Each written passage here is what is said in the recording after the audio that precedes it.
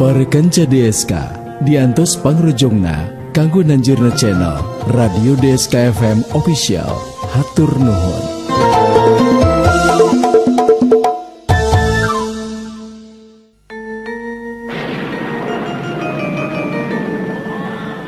Tetel, nyata geningan supatati indung maung teh ayeuna jadi kanyataan. Sabab jelas kabandungan ku diri aing anu jadi anak, anu kakargalihirkeun teh bet kieu ka aya anak geningan. Nyaan, aing dorakati anak maung meureunna. Diri aing bener-bener benangku eta supata.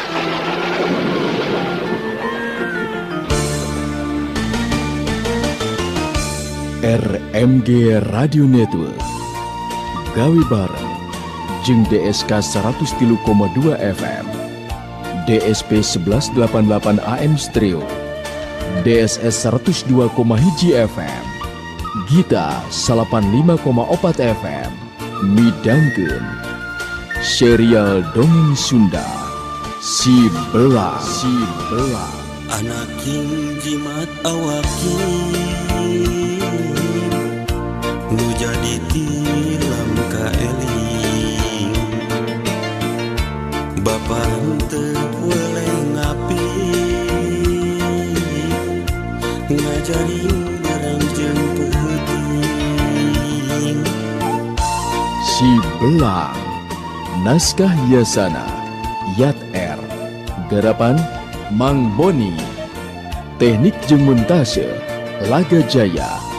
Hiasan musik jeung tata sora Rendika MG. Produser Dewi Miranti. Produksi RMG Record. wayahna hidup sing sabar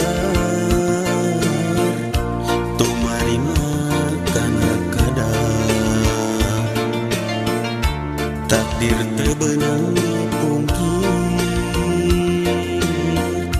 kadar teu beunang disinglang.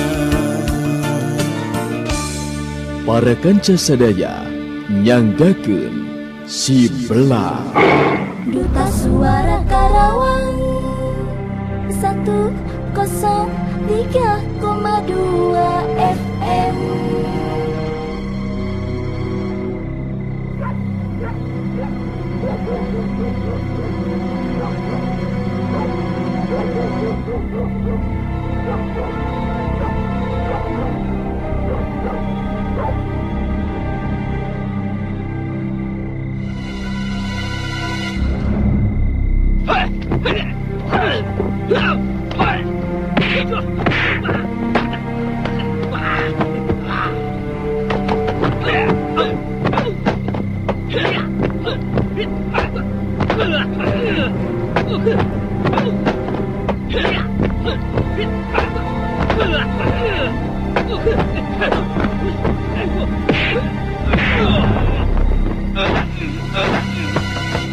Sorang pati jeung Si Belang pada sarua ngaranjuk kaget. Si Belang kaget lantaran leungeunna asa beku, sedengkeun sorang pati kaget sabab leungeun asa komper narakeun kakuatan tanaga lapisan Si Belang mampu ngimbangan kakuatan tanaga lapisan manehanana. Si Belang pikeun ngimbangan hawatis anu nyusup kana sapasang leungeunna. Harita terus luluncatan bari ngagerak-gerakeun sapasang leungeunna. Bari musirkeun tanaga lapisan kana sapasang leungeunna anu asa rek beku. Sorang pati merhatikeun Si Belang bari ngomong sorangan. Nyahan, hebat jeung Si Belang teh. Kakara ayeuna aing panggih jeung lawan anu mampu nahan geteran kakuatan tanaga lapisan anu ngandung hawatis. Sanajan aing kacan bisa ngayakinkeun sapiruna ilmu tapak banyu beku. Can pernah aya anu kuat nahan gempuran panarajang aing. Bener-bener aneh. Sorang pati kudu muji dina hatena kana kamampuhan Si Belang anu tatela bisa ngimbangan kana daya kakuatan panarajang. Si Belang anu luluncatan terus ngadeukeutan ka lebah lawan, anu saterusna luluncatan bari ngurilingan badan lawan ngajadikeun sapujur awakna jadi panas. Leungeun oge geus teu karasa dibeku ayeuna mah. Bari jeung luluncatan ngurilingan badan jeung tangtungan lawan, Si Belang ayeuna mah anu ngarangsek ku panarajangna.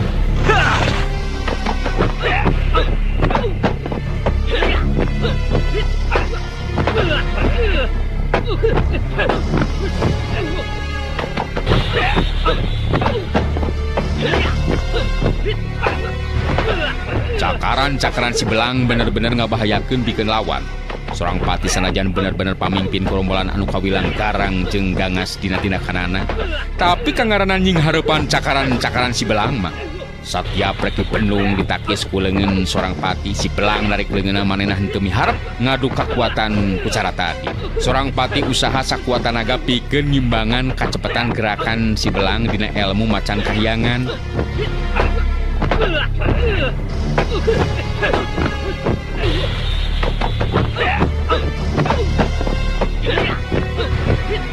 Bekirilah beki cepet gerakan anu dilakukeun ku si Belang. Sedangkan seorang pati meh henteu bisa ngasupkeun panarajangna. Sabab memeh bisa nakis jeung ngabenung panarajang si Belang, harita si Belang narik mundur panarajangna kitu jeung kitu anu dilakukeun ku si Belang.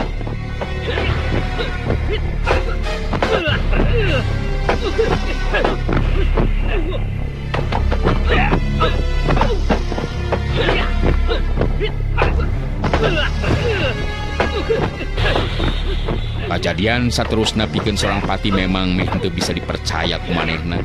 Tata gerak si Belang anu memang leuwih cepet batan manehna, cakaran si Belang nyamber kana dada jeung beuteungna. Masih keneh untung seorang pati narik mundur awakna ka tukang. Tatuna jadi henteu pati parna teuing. Jeleng. Shoot. Bret. Aduh.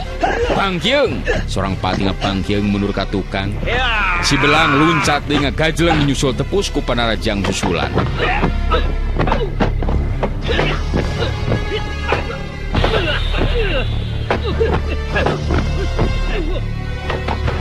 Seorang pati nyobaan ngimbangan kacepatan gerakan si Belang. Manehna harita males nerajang ka si Belang. Tapi tetep si Belang dina tata gerak ilmu macan kahyangan tetela leuwih punjul dina hal kacepatan gerakna.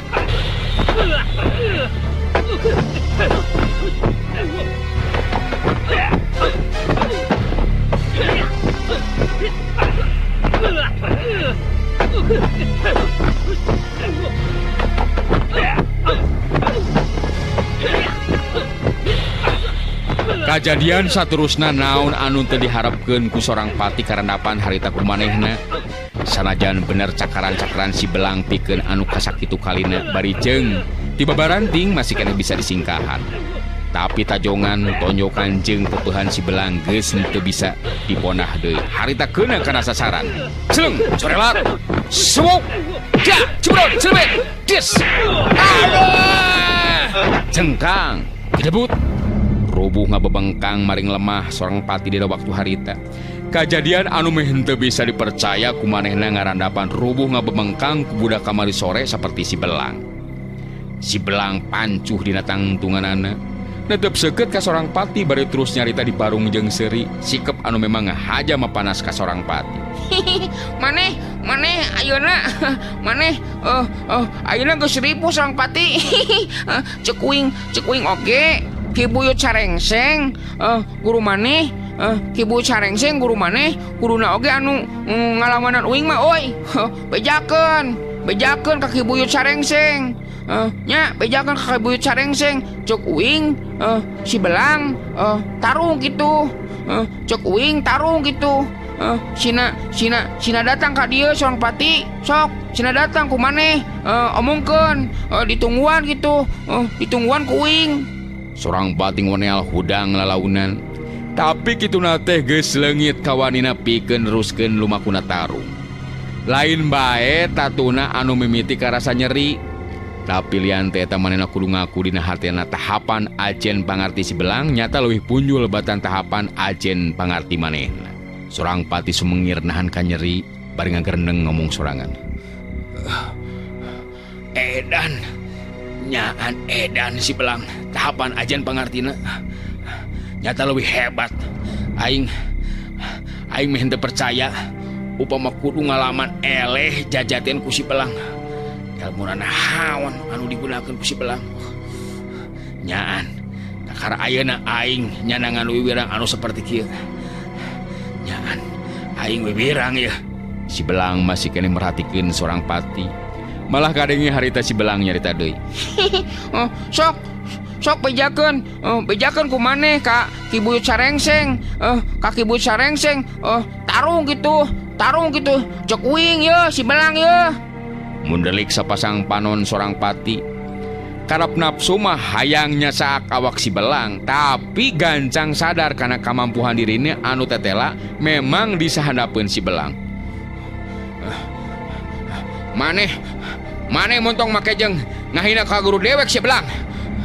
Eta panghinaan deuleu. Eta panghinaan ka guru dewek.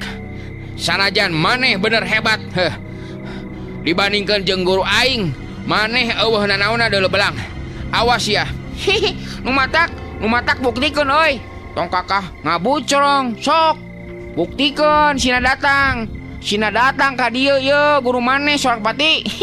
Kuing memang ditangtang tarung. Hayang nyaho bisa ente ngelehkeun uing.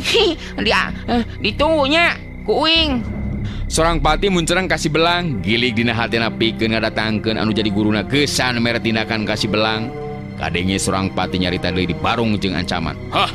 Awas ya Belang. Mun bener si laing nantang tarung ka guru dewek, awas si laing montong waka ini teu, montong waka ingkah ninggalkeun ieu tempat. Guru aing pasti bakal datang ka dieu. Dagoan sia maneh. Entong init Belang. Gus diomongkeun, uing moal init, uing rek nungguan datangna Kibuyut Sarengseng, euy. Nu matak buru-buru. Sina datang. Loba ngomong wae, tadi teh ngomong wae maneh mah. Awas ya Belang. Ayeuna maneh wani jeung bisa nangtang. Sarta nyarita sangeunahna. Engke dagoan sia buktina. Rasakeun kumaneh sia Belang. Di barung ku hate anu panas jeung era sorang pati pamimpin atawa cadu gerombolan wala ireng ini tinggalkeun eta patempatan dituturkeun ku saurang anak buahna.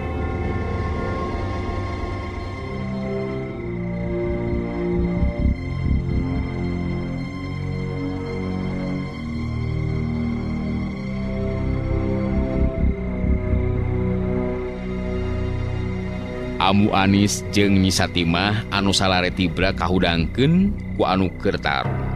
Manehna ngan ukur ngintip ti jero imah kana lumangsungna kajadian tarung si Belang ngalawan sorang pati. Duta Suara Karawang 103,2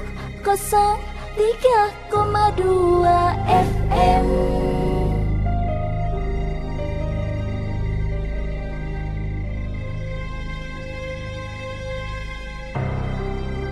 Asup ka jero imah si Belang dibagiakeun ku Amu Anis jeung Nyi Satimah anu pada negrakeun rasa kabungahna sabab si Belang tetela mampu hungkulan lawan.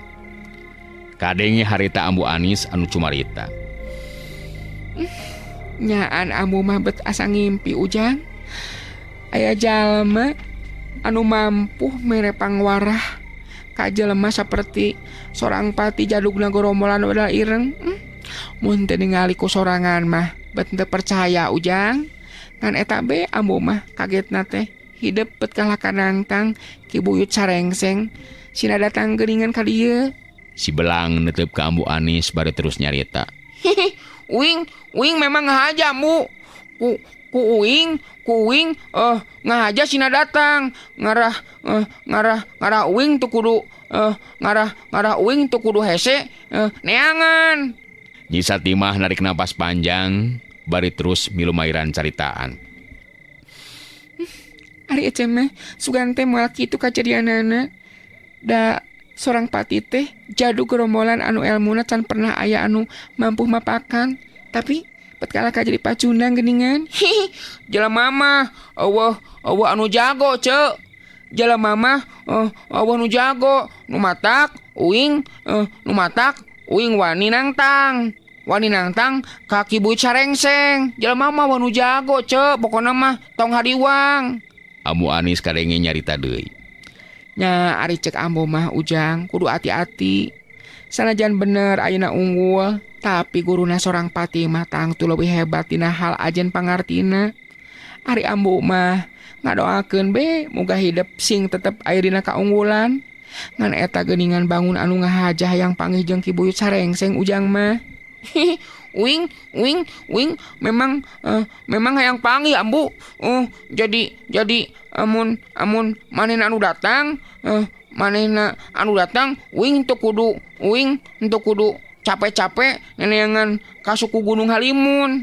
Antepkeun sina datang sorangan ka dieu. Wing memang aya kaperluan ambu, aya perlu. Nah, aya perlu naon kitu ujang Kaki Buyut Sarengseng nyata guruna sorang pati teh ujang. Engke kuing bakal dijelaskeun amun geus panggih jeung Ki Buyut Sarengseng. Ambu Anis teu bisa maksa ingis nyinggung karena perasaan si Belang. Caturkeun harita sorang pati meh teu bisa sare sapeuting eta mah kangaranan anggota gerombolan udah ireng oge sarua eueuh anu wanieun tunyutanya jeung ngobrol ka pamimpinna. Sabab katingali paroman sorang pati anu baketut haseum bari ngumbaran datuna anu kabeunangan ku cakaran si Belang teh. Wanci isu keneh sorang pati geus kenceling init rek nepungan anu jadi guruna nyata Ki Buyut Sarengseng. Initna sorangan eueuh anu ngabaturan sabab memang sorang pati boga rancang sorangan. Henteu kacatur di jalanna aya paribasa, jauh hamo burung cunduk, anggang hamo burung datang. Tapi ka tempat padumukan guruna, sorang pati ningali di lebah balong anu caina mangrupa cai nyusu ti gunung dikocorkeun kalinya katingali aya anu ngajepat. Ngambang dina luhur cai nengah badan tetela Ki Buyut Sarengseng. Ki Buyut Sarengseng sanajan pangawakan begang bari awak dibulikir ka handapna carana pangsi hideung. Buk jeung janggotna geus barodas ngeplak. Mangrupa jago kolot anu geus lilah henteu pipilueun kana urusan dunya luar atawa dunya kajawaraan. Kangaranan cai anu nyecep tiis teu beda ti es, keur Ki Buyut Sarengseng mah tetela henteu karasaeun naon-naon sigana teh. Malah katingali sarena tibrana keran bari jeung kerek sagala rupa. Sedengkeun dina eta balong anu caina herang eueuh lauk sejen kajaba ti lele. Anu bangun lalineuk ting geleser kana awakna Ki Buyut Sarengseng. Nganu matak aneh teh eueuh anu waranieun matil sigana teh. Tetela lele anu aya dina eta balong teh kawilang cukup loba jumlahna, malah kalebah sisi oge tinggi lisir. Sorang pati kadenge hari tengah gero kanu jadi guruna. Ki Guru. Oh, iya kula ya Ki Guru. Kula datang Ki Guru. Hudang Ki Guru. Iya kula ya. Sorang pati ngahaja datang ka dieu Ki Guru.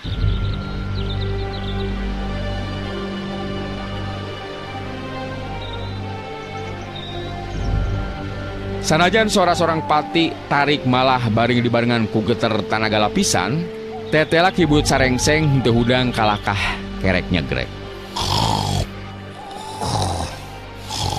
Sorang pati nyerengeh seuri sorangan, saterusna inget cara geusan ngahudangkeun sare anu jadi guruna. Inget aing ayeuna mah kudu newak salah sahiji lele ieu mah yeuh. Nah, keun nya kudu ditewak ieu mah lele hiji wae mah yeuh.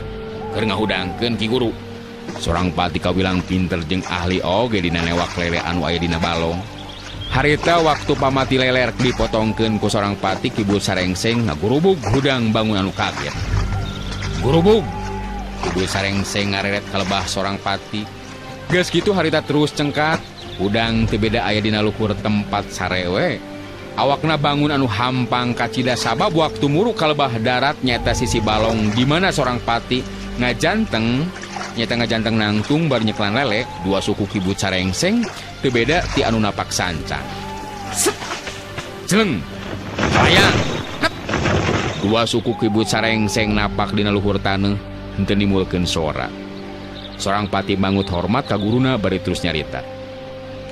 Bagia Ki Guru, ulah kaget kula ayeuna nepungan ka dieu tayalian kahiji lantaran sono atuh anu kaduana mah memang aya kepentingan anu ngadadak Ki Guru.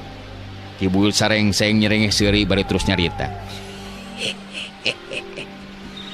Keur ngeunah sare kapaksa kudu hudang. Aya naon sorang pati naon lilana keran ngamplang teu datang ka dieu. Obrolna di belah ditu tuh marah tenang jeung tumanina. Ibu Sarengseng ngajakan ngobrol di tempat anu tenang.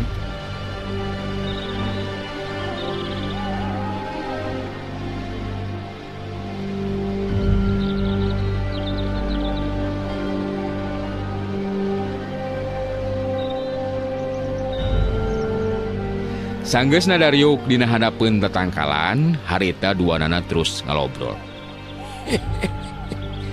Aya naon sorang pati? Cik coba jelaskeun ka kula. Ieu apanan geus nyarita? Sajabana ti ngarasa sono teh lantaran aya kepentingan anu ngadadak.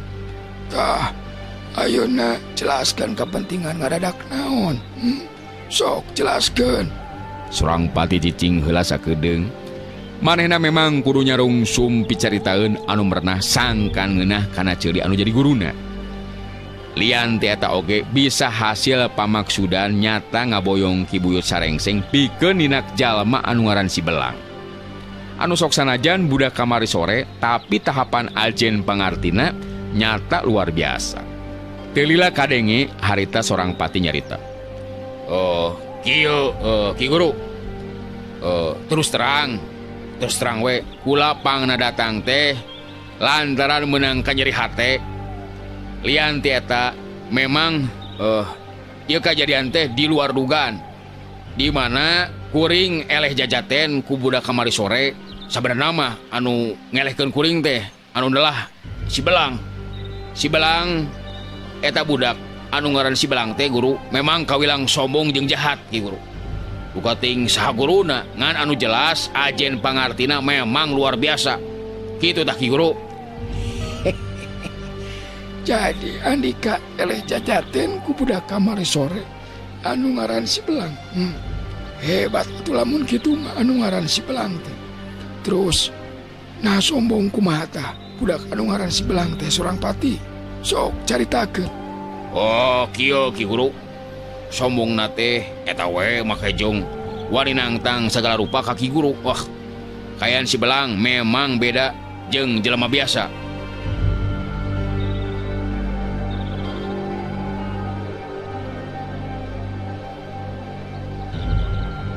Surang pati ngabejakeun ngeunaan kayaan si Belang anu memang beda kayaanana upama dibandingkeun jeung jelema biasa. Kulitna belang-belang anu teu lumrah jeung batur. Katingali Ki Buyut Sarengseng kru ngadeng guaran caritaan tilu jadi muridna saperti kitu. Kitu kayaan si Belang teh Ki Guru. Nu matak henteu aneh lamun tindak lakuna jahat, kejem jeung telenges ka sasama. Manehna anu rek mergasa jelema teu boga dosa, kangaranan patani terus dihalangan ku kuring, kalah kanang tang ijen. Ilmu anu ti Ki Guru diketrukeun kabeh Ki Guru, tapi henteu mampu. Eta make jeung wani nangtang ka Ki Guru sagala rupa. Eta tah anu jadi hate ka kula mah Ki Guru.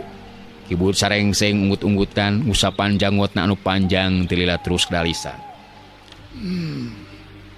Salah Andika. Mun kitu teh mah sorang pati. Pungan teu cunun dina neuleuman ilmu. Padahal lamun Andika geus hasil ngayakinkeun ilmu tapak banyu beku, piraku make jeung rek eleh ku budak kamari sore saperti si Belang. Kula boga kayakinan moal nepikeun ka aya kajadian saperti kieu. Surang pati unggek bari tungkul. Manehna memang ngabenerkeun kana caritaan Ki Buyut Sarengseng anu jadi guruna. Cacakan upama geus hasil ngayakinkeun sapinuhna ilmu tapak banyu beku, sok asa piraku lebihkeun ka eleh jajaten ku si Belang. Kadenge sorang pati harita nyarita deui. Memang teu salah anu dilisankeun ku Ki Guru. Ngan pikeun ngayakinkeun eta ilmu memang susah Ki Guru. Anu penting si Belang kudu dibere pangwarah sabab geus kurang ajar ka Ki Guru. Surang pati terus ngahasut jeung mangaruhan kanu jadi guruna sangkan ngalakukeun tindakan ka si Belang. Pokona lamun anu ngaran si Belang henteu ditindak Ki Guru, geus jelas ngaran Ki Guru bakal rag-rag di dunia kajawaraan. Pira kue budak kamari sore geus wani kurang ajar bet kalahkah diantepkeun ku Ki Guru. Ki Buyut sarengseng nyerengeh seuri bari terus dalisan. Bener oge Sorang Pati. Kula salah lamun ngantep eta jelema jeung panasaran deui. Ari nangtang saperti kitu mah ka diri kula. Sanajan masih keneh budak rumaja lamun munghak calutak jeung geus mimiti nebarkeun tina kelaku kajahatan, sakuruna diri kula nyadarkeun jeung mere pangwarah ka manehna. Disunutan terus-terusan ku Sorang Pati anu jadi muridna. Ki Buyut sarengseng jadi kahudang oge rasa kapanasaran hayang ngabuktikeun kahebatan si Belang. Kadenge harita Ki Buyut sarengseng kedalilisan. Kula sabenerna geus hayang tenang Sorang Pati. Teu rek pipilueun kana urusan dunya luar deui kaasup dunya kajawaraan. Ngan ari ditantang ku budak kamari sore mah kula jelas teu bisa tarima kitu bae. Malah kula jadi penasaran hayang ngabuktikeun kahebatanana si Belang. Jelas kudu dibuktikeun Ki Guru. Lamun teu dibuktikeun nganu harti, Ki Guru ngantep lumakuna hiji panghinaan ka jago kolot. Nyaeta ti budak kamari sore anu lancang jeung kurang ajar. Geus entong asa sadeu Ki Guru. Gunakeun ilmu tapak banyu beku, sina beku tah awak si Belang teh.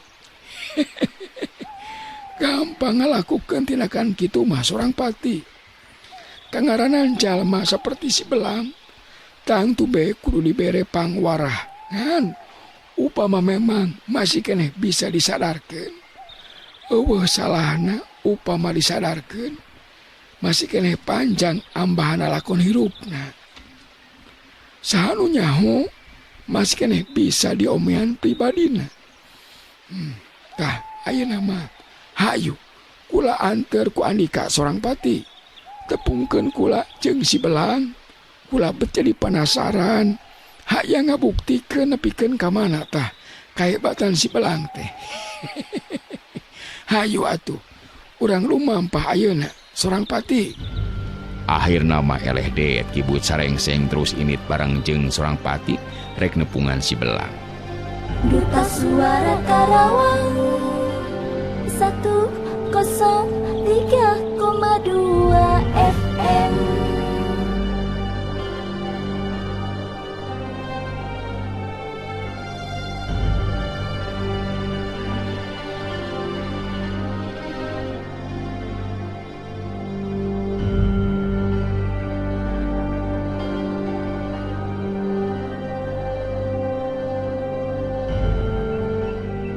Sedangkan si Belang harita teh beres melahan suluh, si Belang terus ngobrol jeung Amu Anis. Kadenge harita Amu Anis anu cumarita. Lain ari mah bet kaketegan ieu hate teh Ujang. Nyaan hate teh kaketegan.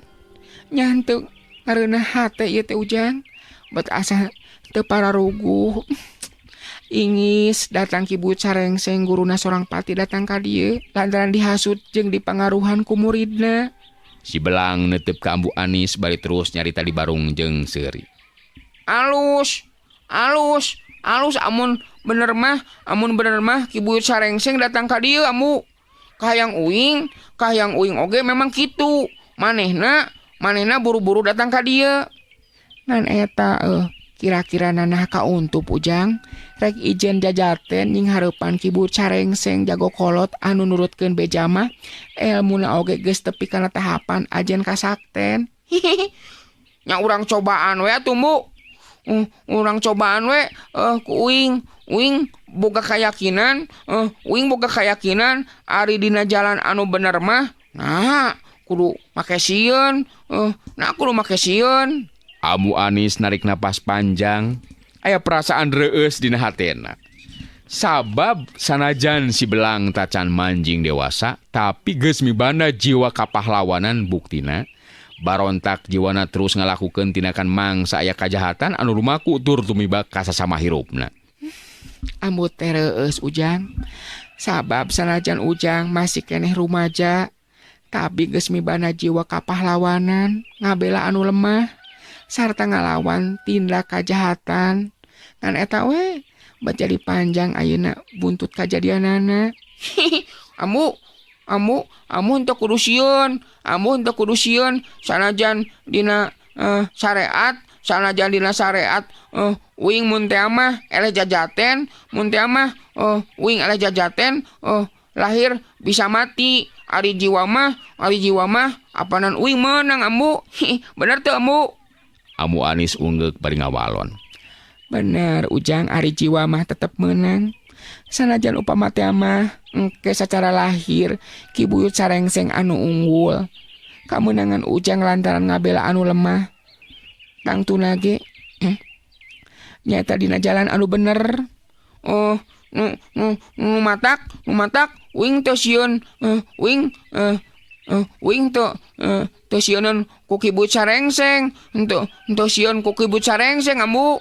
Si Belang negerakeun kayaan eusi hatena anu tetep manenah teu ngarasa keung atawa sieun upama teh mah engke adu hareupan ijen jajaten ngalawan Ki Buyut Sarengseng guruna sorang pati. Nyangan tetep we ari ambu mah teu miharep upama nepikeun ka Ujang ngarandapan cilaka alatan tarung ngalawan Ki Buyut Sarengseng. Tenang amu. Pokona uing boga maksud anu tangtu moal amu moal nyaho. Boga maksud anu tangtu uing teh amu nyaeta Ki Buyut Sarengseng, Ki Buyut Sarengseng lain hayang ting tarung. Nya, jadi naon atuh maksudna Ujang teh anu sabenerna? Ku keke hayang panggih jeung Ki Buyut Sarengseng. Kumaha eta teh Ujang? Sok caritakeun ka ambu. Amu Anis henteu oleh penasaran hatena. Jadi hayang nyaho kana maksud si Belang anu sabenerna pangna kekeh hayang panggih jeung Ki Buyut Sarengseng. Ari kudu mah ku uing dibejakeun. Uing hayang diajar ilmu ka Ki Buyut Sarengseng. Ngarah uing teu heseneangan nya ku uing ngahaja ditangtang sina datang. Oh, gitu maksud Ujang teh. Kumaha lamun nepikeun ka ngamek? Lamun ngamek ke kumaha? Ki Buyut Sarengseng ka Ujang, apal meureunnan barudaah bisa guguru ilmu Ujang teh. Uing boga cara keur Ki Buyut Sarengseng ambu. Boga cara uing oge supaya percaya ka uing. Nu matak tenang ambu. Dina kayaan keur ngobrol kitu anu datang unjuk salam. Saterusna dibagiakeun kuno aya di jero imah. Tetela anu datang teh salah saurang anggota gerombolan wadal ireng geuningan. Tetela eta salah saurang anggota wadal ireng anu datang teh menang parentah ti sorang pati nitah si Belang datang ka hiji tempat. Sabab di eta tempat Ki Buyut Sarengseng geus nungguan.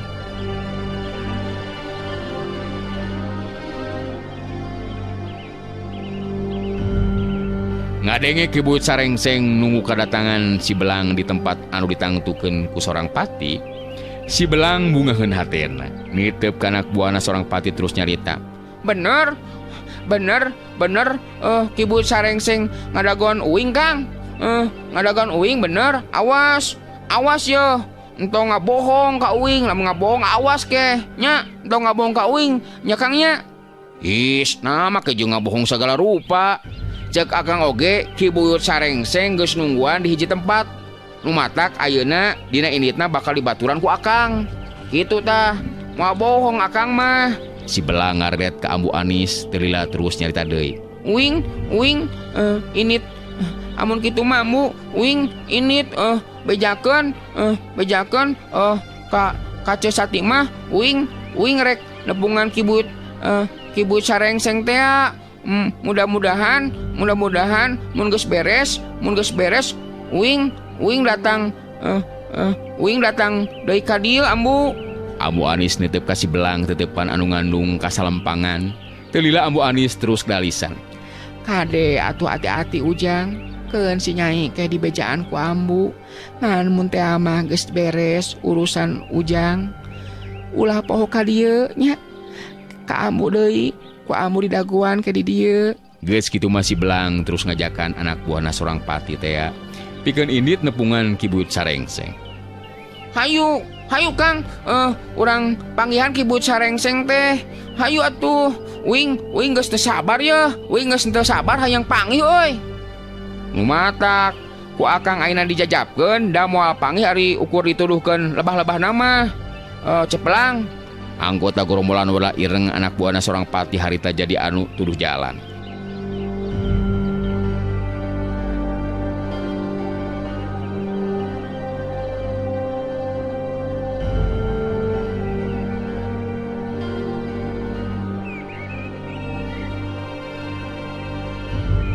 Tetela tempat anu tuju teh kawilang anggang oge ti Pilemuran. Kituna teh memang pamentana Ki Buyut Sarengseng milih tempat anu tenang jeung anggang ti lembur.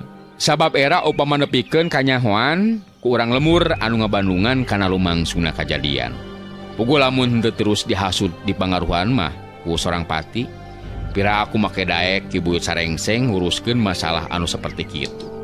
Duta Suara Karawang 103,2 FM. Tepi ka tempat anu dituju, kadatangan si Belang dibagiakeun ku sorang pati jeung Ki Buyut Sarengseng anu jadi guruna. Anak buahna sorang pati mah terus init deui. Sedengkeun Ki Buyut Sarengseng menang sajongjongan mah teu cumarita ukur merhatikeun kayaan si Belang. Kituna teh dibarung ku rasa kaget. Sabab si Belang kawilang budak kamar sore anu tacan lila makalangan di dunya kajawaraan, tapi boga kamampuan bisa ngelehkeun sorang pati anu jadi muridna. Si Belang ngabagikeun paneutepna ka sorang pati jeung Ki Buyut Sarengseng. Teu lila terus nyarita. Dipanggihkeun deui jeung uing sorang pati. Ieu teh Ki Buyut Sarengseng teh guru maneh. Panggih jeung uing si Belang Ki Buyut. Ki Buyut Sarengseng neuteup seukeut ka si Belang, teutepan anu ngandung sima pangabaran anu seukeut. Si Belang bisa ngarasakeun seukeutna eta paneuteub anu lir upama nembus kana jantung. Kula rek tumanya ka Andika Belang.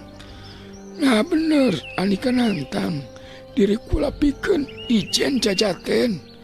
Lamun memang nangtang ka diri kula, naon maksud Andika anu sabenerna? Si Belang males teutepan Ki Buyut Sarengseng. Teu lila kadenge si Belang nyarita. Bener, uing nangtang ka maneh pikeun tarung Ki Buyut. Maksud uing nangtang Ki Buyut sabab uing hayang ngayakinkeun. Hayang ngayakinkeun naon Belang?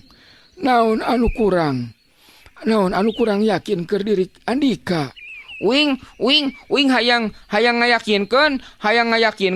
Oh, nah bener Ki Buyut boga ilmu tapak banyu beku. Ki Buyut Sarengseng silih teuteub jeung sorang pati kawilang kaget oge ngadenge caritan si Belang saperti kitu. Ki Buyut Sarengseng terus nyarita deui. Nyaho ti mana Andika kula boga eta ilmu Belang? Henteu loba jelema anu nyaho ngeunaan kayaan diri kula.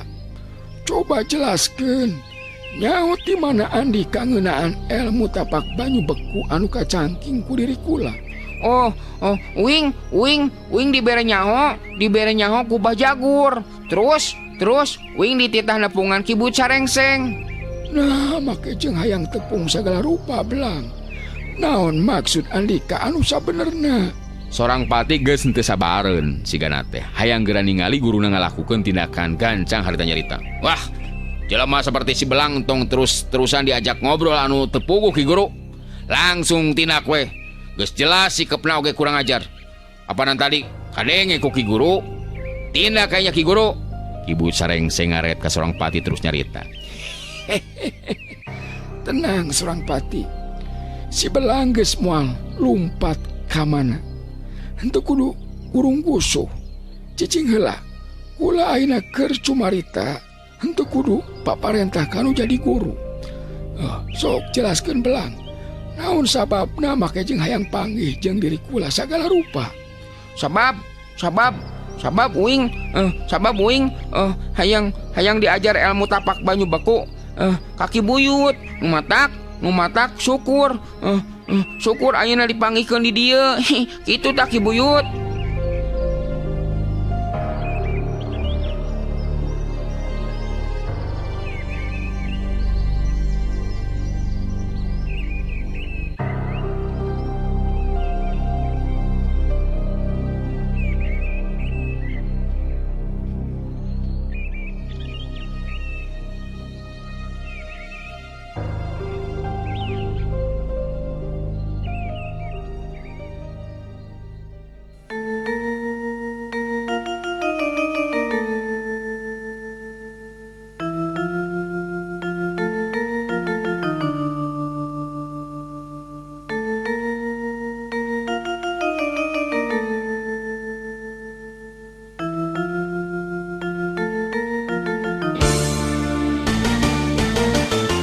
RMG Radio Network gawe bareng jeung DSK 103,2 FM, DSP 1188 AM Stereo, DSS 102,1 FM, Gita 85,4 FM, rengse midangkeun serial dongeng Sunda Si Belang. Anak king jimat awakin nu jadi tilam ka eling Bapa henteu boleh ngapi ngajarin bareng jeung peuting Si Belang. Naskah hiasana Yat R. Garapan Mang Boni. Teknik jeung montase Laga Jaya. Hiasan musik jeung tata sora Rendika MG. Produser Dewi Miranti. Produksi RMG Record. wayahna hidup sing sabar